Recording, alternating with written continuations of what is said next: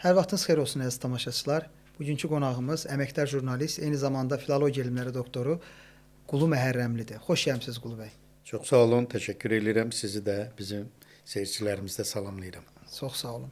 Qulu müəllim, cənab prezidentin 2 gün öncə bir bəyanatı var idi. Cənab prezident qeyd elədi ki, Azərbaycan dili çox qədim və zəngin bir dildir. 50 milyondan çox insanın ana dilidir və əgər Azərbaycan dilində hansısa bir əzəli kəlmə varsa, bu kəlməni başqa bir dildən gətirilmək kəlmə ilə əvəzləmək ya səhvdir, ya təxribatdır və bu qəbul edilməzdir. Hər ikisi də qəbul edilməzdir. 10 il əvvəl Prezident İlham Əliyev AMEA-nın 70 illik yubileyində çıxış eləyəndə mən onda akademiyada işləyirdim və özdə dilçilik institutunda monitorinq şöbəsinə rəhbərlik eləyirdim. O monitorinq şöbəsi ki, o məhz prezidentin deməli, müasir şəraitdə, qloballaşma şəraitdə Azərbaycan dilini inkişaf elətdirməklə bağlı müəyyən elədiyi, imzaladığı dövlət proqramının çərçivəsində yaradılmışdı. Onda da, bax, təxminən bu söhbətlər oldu, xüsusən alınma sözlərin, əcnəbi sözlərin dilə hədsiz dərəcədə gəlişi, işlənməsi, əlbəttə ki, bu bir narahatlıq yaradır. Birinci toxunan məsələ, bəli, ana dilinin, Azərbaycan dilinin qədim bir dil olması. Bizim dilin mənşəyi ilə bağlı müxtəlif fərziyyələr var.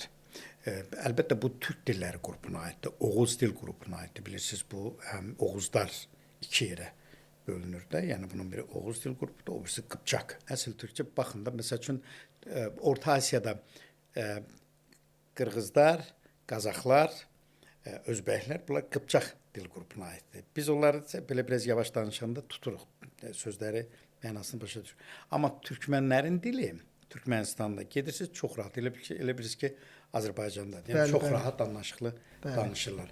Niyə? Çünki o budağın üstündə Azərbaycan türkçəsidir, Anadolu türkçəsidir, Türkmənistanda işlənir. Qaqavuzlardır. Qaqavuzlar çox rahat eynən bizim kimi. Danışıq heç bir problem olmur. Mən türkmənlərlə ünsiyyətdə olduğum zaman onları daha yaxşı anlayıram. Nəinki qırğızlarla qazaxlar. Bəli. O dil qrupunda indi müəyyən səslər var da. Məsələn, qazaxlar daha çox j, obrislərində daha çox q, müxtəlif deməli yanaşmalar var. Bu dilin tarixi, dil bu şəkildə formalaşıb. Yəni biz məsəl üçün indi əgər bizim bu çox belə böyük dilçilər etiraz eləməsə, mən bu fikrin tərəfdarındayım ki, Azərbaycan türkçəsi ümumiyyətlə türk dilinin bətnindən doğulmağına baxmayaraq hardasa 14-15-ci əsrlərdə müstəqil ədəbi dil kimi formalaşır. Məsəl üçün baxın bizim aşıqların dilinə, o qoşmaların dilinə. Görün nə qədər billur, nə qədər saf, tərtəmiz deməli Azərbaycan dili. Çox üzr istəyirəm, bu məqamda bu formalaşma zamanı modifikasiyaya nə qədər yer verirsiniz təqribən? Dil öz hesabına yaranır. Burada modifikasiya elementləri mən deyim ki, çox az. Bəlkə bir 10%, bəlkə bir ümumiyyətlə bütün dillərdə alınma sözlər gəlir. Bəli, normal. Dil müəyyən transformasiyaya uğrayır. Məsələn, dünyada indi ən çox danışılan dil ingilis dilidir. Oxford lüğətinə baxsaq, orada təxminən 1 milyon olmalıdır. 170 min. 700 mindən çox söz var. Amma onlar ora dialektlərdə işlənən sözü salıblar. İngilisdə tutaq ki, Hindistanda hansısa ştatda İngiliscə bu söz belə deyir, onu da oraya əlavə ediblər. Belə geniş mənada götürəndə dünyada təmiz dil yoxdur. Bəli. Bu mümkün də deyil. Bunun ən gözəl ifadəsini bizim belə ulu babamız Həsən bəy Zərdabi deyir də ki, dillə bağlı danışanda deyir ki, elə ki, sərhədlər açılır. Tayfalar bir-birindən get-gəl içində olur və s. Gedən tacirlər təkcə məhsul gətirmir, mal gətirmir, ipək, xurma və s. gətirmir. Həm də sözlər gətirirlər ki, bu məhsulun adı budur, bu odur. Yəni, bax, bu ünsiyyət prosesində, geniş ictimai kommunikasiya prosesində dilə xeyli sözlər gəlir. Bax, o alınma sözdür. Amma söhbət ondan gedir ki, biz o sözləri dilimizdə onun qarşılığı ola-ola işlədiriksə, dilin öz sözün tozun altında qoyub alınma söz işlədiriksə, yol verilməyən budur. Cənab Prezident bunu deyir ki, bax bu şəkildə, bəzən bizim dildə, gənclərimizdə ana dilinə, əlbəttə hamısında yox. Yəni, belə biraz özünü istehsalı, biraz. Belə özünü biraz, belə kübar mı deyim, elitar mı deyim, yəni belə biraz dırnaq arası, bəli. Onların dili bir görsən, dünə nə qədər rus dilini qatıb işlədirdilər. İndi türkçə söz qatırlar, İngiliscə söz qatırlar. Məsələn, səviyyə əvəzinə level deyirlər, nə bilim. Belə qurama şeylər çoxdur. Bəli. Amma görüş əvəzinə date deyilir. Məsələn, o qədər söz var ki, elə. Bəli, müxtəlif sözlər işlədilər. Məsələn, Üzeyir Hacıbəy bunun ən yaxşı klassik tərifini Üzeyir Hacıbəyə verir. Deyir, əgər dildə alınma söz də varsa, dilin öz sözü də varsa, mənanın hansı söz daha dolğun ifadə eləyirsə, onu işlətməliyik. Niyə? Çünki dilin, cümlənin, sözün əsas mahiyyəti mətləbi doğru dürüst çatdırmaqdır. Ona görə də bax, o doğru dürüst çatdırmaq üçün dil öz resurslarından həmişə istifadə edir. Dilin saflığını qorumağa bir çağırış var. Sonra, diaspor məktəbləri var bizdə. Xaricdədir, orada yaşayır. Orada nə olsun ki, məsəl üçün sən Britaniyada ya Amerikada ya Türkiyədə yaşayırsan ya Rusiyada yaşayırsan. Söhbət ondan gedir ki, sən mənsub olduğun xalqın təmsilçisisən. Və sən ona görə mövcudsan ki, sənin varlığın bir əlaməti, əsas əlaməti dildir. Sən o dili qorumalısan, o dili evdə işlətməlisən, sənin övladların o dili bilməlidir, dədələrinin, babalarının dili də bunu bilməlidir. Onu bilmək heç kimə əskiklik gətirmir. Əksinə, kökə bağlılığı göstərir. Bax, bu cəhət çox önəmlidir ki, yəni harada yaşamağından asılı olmayaraq Azərbaycanlılar öz dillərini qorumalıdırlar, saxlamalıdırlar. Bizdə paradoks nədir? Qərbəlik nədir? İndi mən paradoks sözündə deyirəm, qərbəlik də deyirəm də. Niyə? Bir tərəfdən rəsmi dövlət sənədləri var, o birisi tərəfdə bu dilin daşıyıcılarının dilə münasibəti məsələsi var. Məsələn, müstəqillik dövründə dövlət dili haqqında qanun da daxil olmaqla Azərbaycanda 20-dən çox sənəd qəbul olunur. Rəsmi sənəd, sərəncam, qərar, göstəriş və bunların hamısı bir yerdə dilin inkişafına, dilin saflığını qorunmasına, dilin yaşamasına yönəldilib.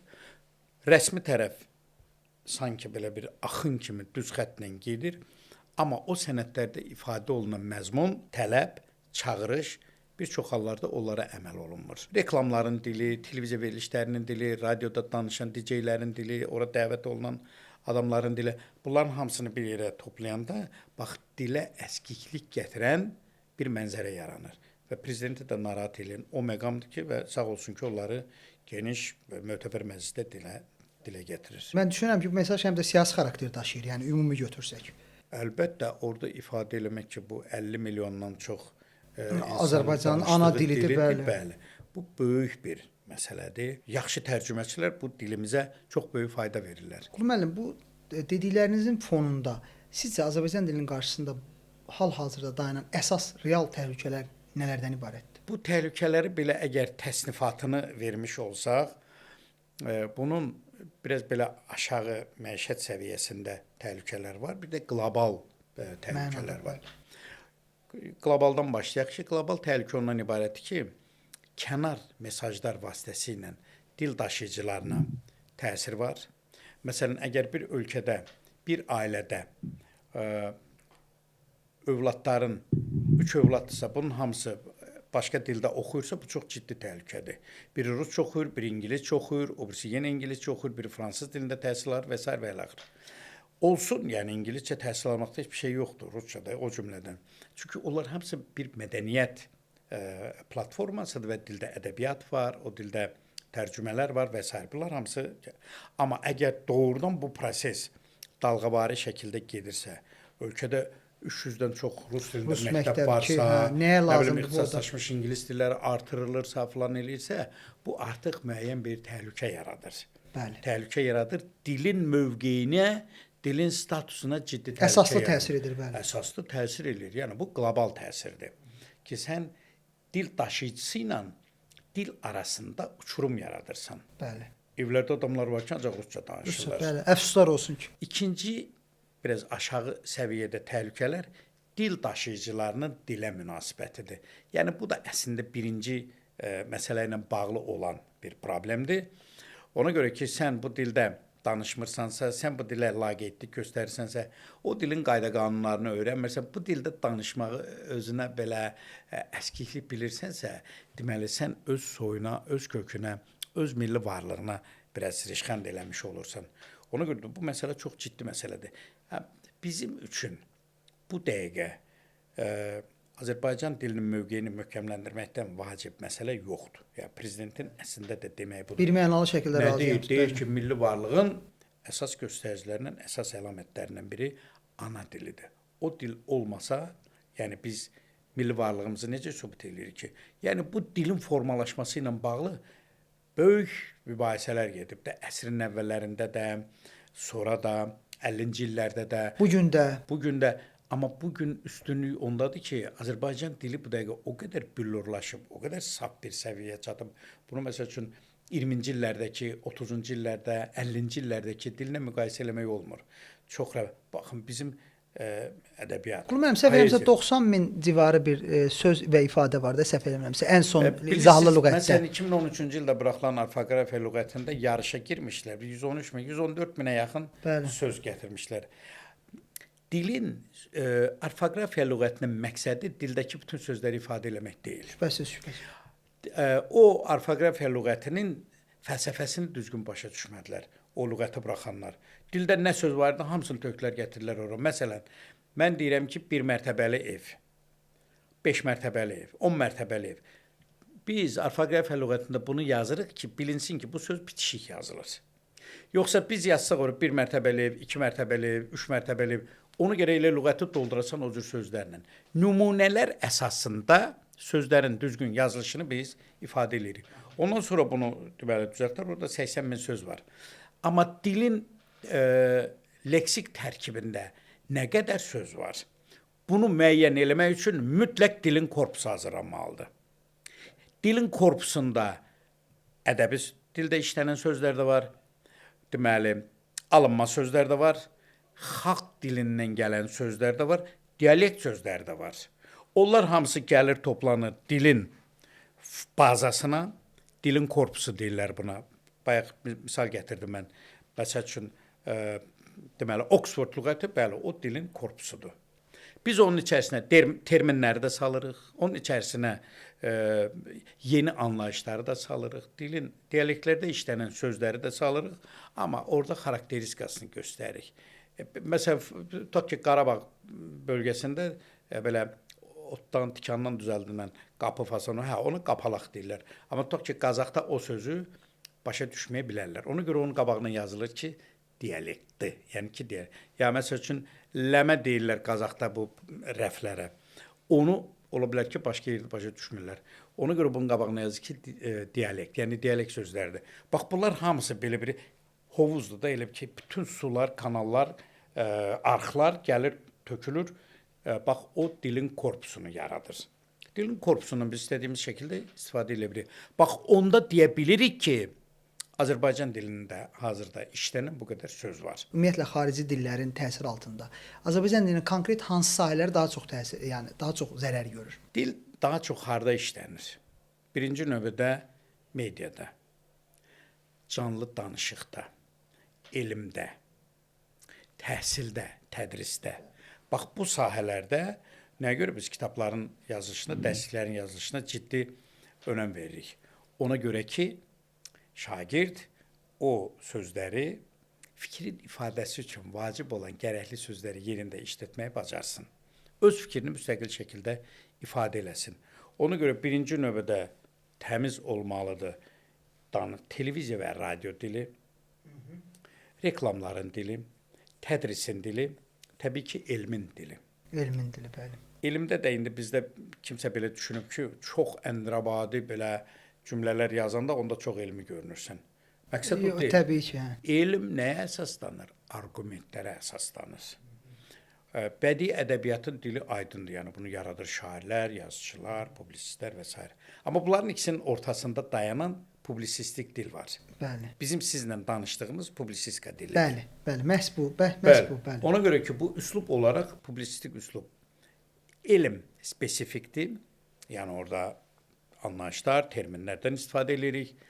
Danışıq dili, yəni bu bir ədəbiyyat dili, ədəbi dil. Bir yazıçının, bir şairin, bir söz ustasının qələmindən çıxan dildir, onun yaratdığı dildir. Faktiki olaraq dünyada dili bütün xalqlarda yazıçılar, şairlər yaradırlar. Yəni onlar dilin keşiyində də onlar dayanırlar. İndi çox təəssüf ki, bu tendensiya bizdə biraz azalıb. Yəni belə sanki Bu məqamda üzr Biraz- istəyirəm. Bu kontekstdə sizcə hansı addımlar atılmalıdır ki, yəni mediada, təhsil sistemində, ailə məişət həyatında, sosial münasibətlərdə dil yəni qorunsun, həmin o ədəbi dil, publisistik dil yaşasın. Publisistik dil yaşayır. Bu dəqiqə söhbət onun təmizliyindən gedir. Onun normalara uyğun olmağından gedir. Aha. Mən bu indi pis yaxşı elmi tədqiqat işlərimdə də mən televiziya dilini araşdırmışam. Yəni o prosesləri, tendensiyanı necə gedir, necə var yazılı dil. Bu qəzetlərin, kitabın dilidir də. Var danışıq dili. Biz danışırıq da orada, yəni belə bəzən o adi danışıqda məişəti biz normalara çox əməl eləmirik axı. Belə xüsusən spontan, hazırlıqsız danışıqlarda bunu deyirik ki, burada bu sözdə işlətmək olar orada. Amma biz gəlib televiziyada, kamera qarşısında, mikrofon qarşısında olanda artıq televiziyanın özünün funksiyasına uyğunlaşmış oluruq. Niyə? Çünki televiziya həm də nitq mədəniyyəti tribunasıdır. Ona görə də bu prosesdəki deyirsiniz necə eləmək olar? Televiziyada, radio ki, yaxşı olsun. Mən həmişə deyirəm, bunun bir məşhur lətifə var çayçı haqqında ki, bir ata uşağını qoyur məşhur çayçının yanına ki, orada öyrənsin, gələcəkdə yaxşı çayçı olsun. Aha. Bu bir gün də çayçı xəstələnəndə ata çox narahatdır ki, uşaq heç nə öyrənməyib. Evdə deyir, çay dəmlə elə yenə pis alınır. Çayçı ölüm ayağında olanda ata gedir onun yanına ki, sən ölüb gedirsən, bu uşaq da bu qədər pul verirəm sənin yanında. Bunun sirrini də ki, bu yaxşı çay dəmləməyin mənası nədir? Bu həmin o məşhur çayçı da öyle deyir ki, biraz quru çayı çox atın. Çayınki quru çayı çox atın. Sir yoxdur orada xüsusi. Yəni norma ilə qayda ilə Ayaqlaşmaq lazımdır. Ayaqlaşmaq lazımdır. Dil üçün önəmli olan nədir? Bax bu bizim ictimai nitqdə biz deməli tamaşaçının gözü qabağında bu kameralar tamaşaçını təmsil edir. Onlar baxır bizə. Ona görə də nə etməlisən? Dili normada danışmalısan. Bəli, bu siz təbliğata vurğu qoydunuz əslində ki, yəni biz burada danışırıq, yəni danışan insanlar dili düzgün bir şəkildə danışmalıdır və düzgün təbliğ eləməlidir. Cənab prezident də bunu qeyd elədi ki, bütün ictimai fəallar və ictimaiyyət bir nöqtəyə vurmalıdır. Amma əfsuslar olsun ki, bizdə bir güruh var, hansı ki, Azərbaycan dilinə sadəcə laqeyd yox, mən çalışıram bunu mümkün qədər ədəbi çərçivədə xor baxırlar. Xor baxırlar və mən sizə deyim ki, deyək ki, siz əgər doğru düzgün danışırsınızsa öz dilinizdə, təmiz öz dilinizdə danışırsınızsa, sizə çox rəsmi danışırsan, çox belə deyək də elmi danışırsan və yaxud da ki, bəzən gülüş obyektinə, aşağı kontingent üçün gülüş obyektinə bu çevrilir. Hansı ki, tutaq ki, sən probka yox, tıxac demisən və yaxud da xaladenlik yox, soyuducu demisən və yaxud da uje yox, artıq demisən. Spiçka yox, kibrit demisən. Kibrit demisən, ha, bu nə danışır ki? Gülürsə, belə söz var məsələ. Yaxud da niyə məhz pavorot demirsən? Niyə qay demirsən? Tutaq ki, yol polisi əməkdaşı deyirsən. Buna istehza ilə, gülüş obyektinə, məsxərə obyektinə çevirənlər var. Əfsuslar olsun ki, bu güruha qarşı əslində cənab prezident mesajını verdi. Amma ictimai fəallar, dövlət adamları, ictimai siyasi xadimlər, jurnalistlər, media ümumilikdə sizcə başqa daha hansı addımlar atılmalıdır bu güruha qarşı və mən deməzdim dildə o cür belə açıq qara güruh var ki, bunlar o dili aşağılamağa çalışırlar. Xüsusən Sovet dövründə bu rusca danışa bilməyənlərə gəlib rayon yerinə rus dildə yaxşı keçməyib, filan eləməyib. Onlara belə bir negativ, siz demişkən, belə bir kinayəli yanaşma var idi. 56-cı ildə bizdə deməli Azərbaycan dilinin dövlət dili kimi konstitusiyaya salınması ilə bağlı böyük bir proses getmişdi. Bu Xruşov dövründə bir istiləşmə dövrü vardı. Onda bizim fədakar insanlarımız, bu deməli birinci katib İmam Mustafayevin vaxtında, onda Mirzə İbrahimov da Ali Sovetin sədri idi. Bax, onda onlar bu məsələni qaldırdılar. O dövrdə həmin siz deyən məsələ dəhşətli dərəcədə hiss olunur ki, müəssisələrdə hər şey rusca, ərizə rusca. Rusca ərizə yazmırsansa qəbul eləmirlər. İndi də biraz o hava ilə yaşayan adamlar var. Onlar ona nail oldu, düzdür, cəzalarını da aldılar belə dırnaq arasında ki, bədəlini də ödədilər. Amma o yaddaşlarda qaldı ki, heç bir şəraitdən asılı olmayaraq Azərbaycan dili bu millətin, bu xalqın ana dilidir və o konstitusiyadan təsbit olunur ki, bu dövlət dilidir. İndi də bəli, sizlə razıyam da, indi bəlli bir təbəqə var ki, onlar Azərbaycan dilinə belə biraz barmaq arası, bəli, aşağı deyil, bəli. Amma onlar azdır, yaxşı ki azdılar. Neyinmək lazımdır? Dili yaxşı öyrənmək lazımdır. Bəli. Siz burada studiya rəhbərisinizsə, siz işçilərinizdən tələb eləməlisiniz ki, Azərbaycan dilində yaxşı yazın. Sayt rəhbəri, televiziya rəhbəri, televiziyada verilişin redaktoru, danışığa, aparıcının nitqinə, aparıcının bəzən təkcə etik normaları pozmurlar. Onlar həm də dil normalarını pozurlar.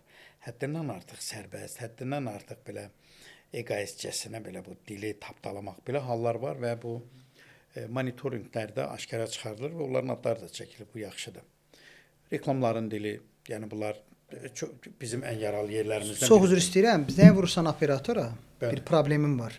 Deyir ki, Azərbaycan dili üçün bir düyməsini seçin. Yəni mən Azərbaycandayam, Bakıdayam və Azərbaycanlıyam. Niyə bir düyməsini Azərbaycan dili üçün seçməliyəm? Sonra tutaq ki, rus dili üçün 2, ya ingilis dili üçün 3 məsələn. Deyir ki, ingilis dili üçün bir düyməsini seçin və yaxud da ki, for English please, nə bilim nə, belə. Və yaxud da ki, rus dili üçün rusca, sən anons verməlisən ki, rus dili üçün rusca amma. 3 düyməsini seçin və yaxud da ingilis dili üçün ingiliscə anons verməlisən ki, ingiliscə, ya Azərbaycan dili ehtiyac yoxdur. Mən Azərbaycanlıyam. Maraqlı yanaşmadır. Yəni bunu mesajları da, bəli, mesajları da orfoqrafik qaydalara riayət etmədən göndərirlər və yaxud da hansısa bir bu barədə çox şikayətlər. İndi siz Instagramda, müəyyən platformalarda çox yazırlar axı, LinkedIn-də, orada, burada ki, mən işə durmaq istəyirəm.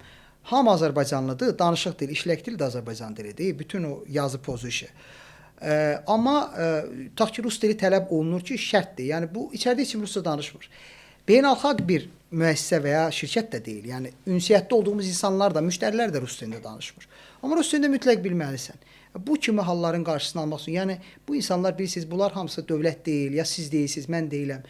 Bu insanlar sərbəst, müstəqil fəaliyyət göstərən insanlardır. Yəni başa düşdüm, maarifçilik və s. Amma sizcə belə deyək də bir insan kimi, vətəndaş kimi, sadəcə bir alim kimi yox. Sizcə başqa nələr eləmək olar? Yəni nə əlavə eləyərdiniz? Mən belə hesab edirəm ki, birmənalı şəkildə dövlət idarələrində qulluğa girən adamların hamısı Azərbaycan dilindən sınaqdan keçməlidir. Aha. Bu bir şərt olaraq. Sən bu dili bilmirsənsə, bu dildə danışmırsansa, sən heç vaxt o milləti, o xalqı, o cəmiyyəti başa düşə bilməzsən. Bəli. Bu çox ciddi şərtlərdən biri olmalıdır. Və o dildə düşünmürsənsə. Bəli. İndi 21-ci əsrdir. İndi Azərbaycan bəlli mövqeyə çıxmış bir dövlətdir. Ona görə burada onun dövlət dili də öz statusunu qorumalıdır və biz dil daşıyıcıları onu qoymalıyıq.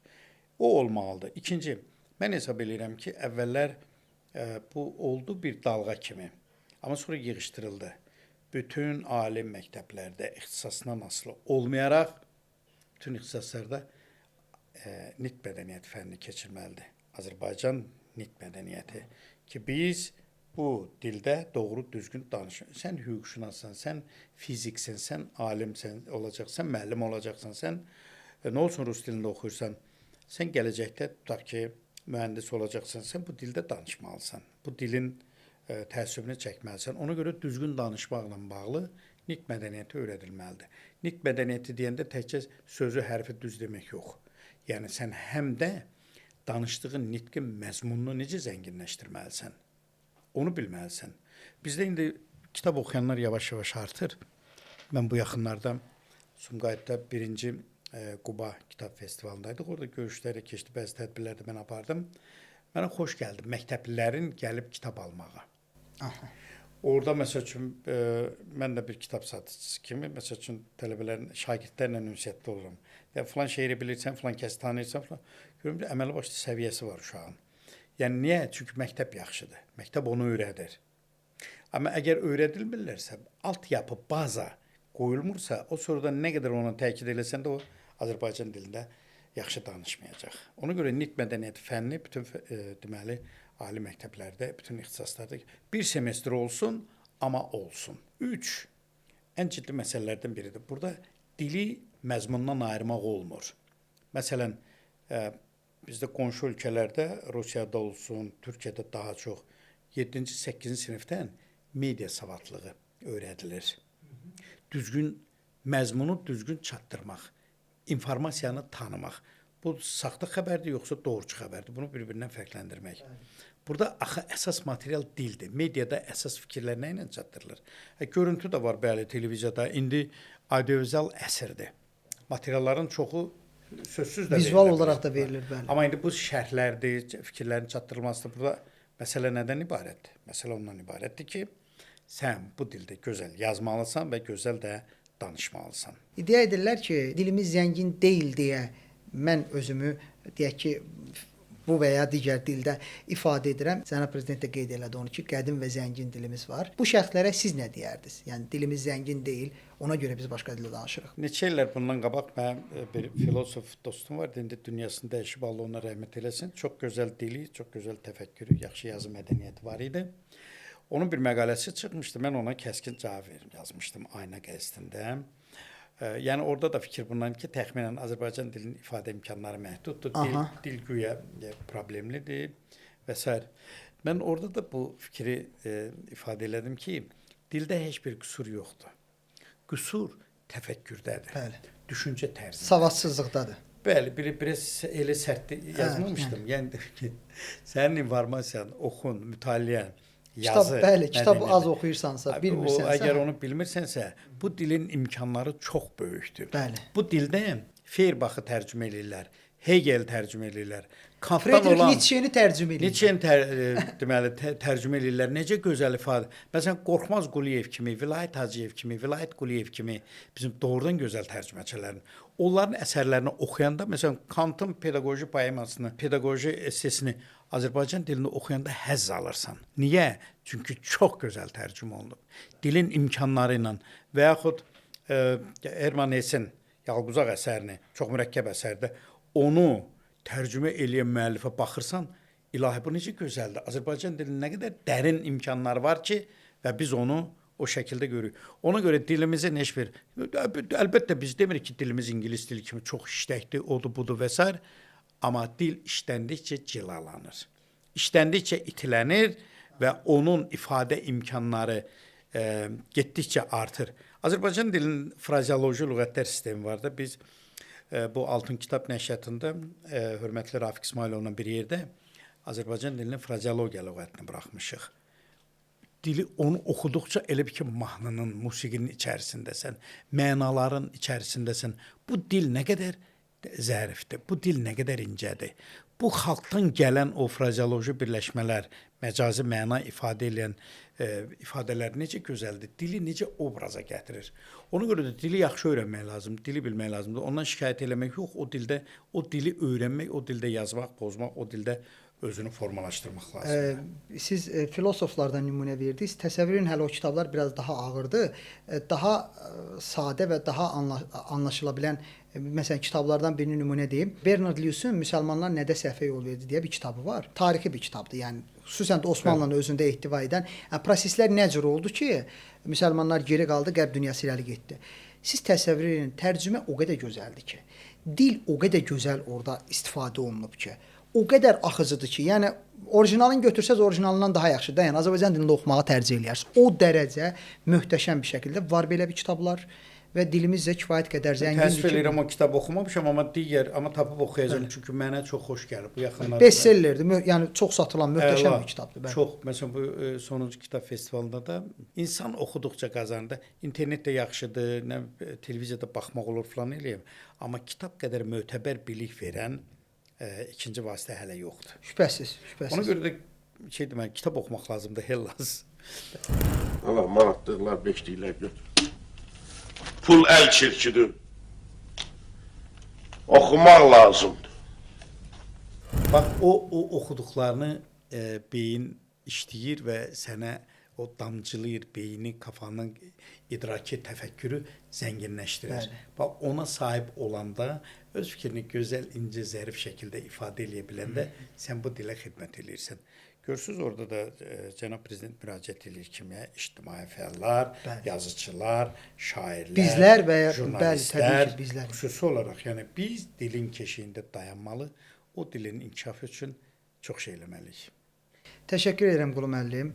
Əslində mən çox sevinirəm ki, belə dilçi alimlərimiz, yəni Qulu müəllim başda olmaqla mən ümumin ümumi qeyd eləmək istəyirəm ki, görürsüz, hər ağıllı insanın, savadlı insanın, ziyalı insanın, vətənini, millətini sevən insanın dediyi bir şey var.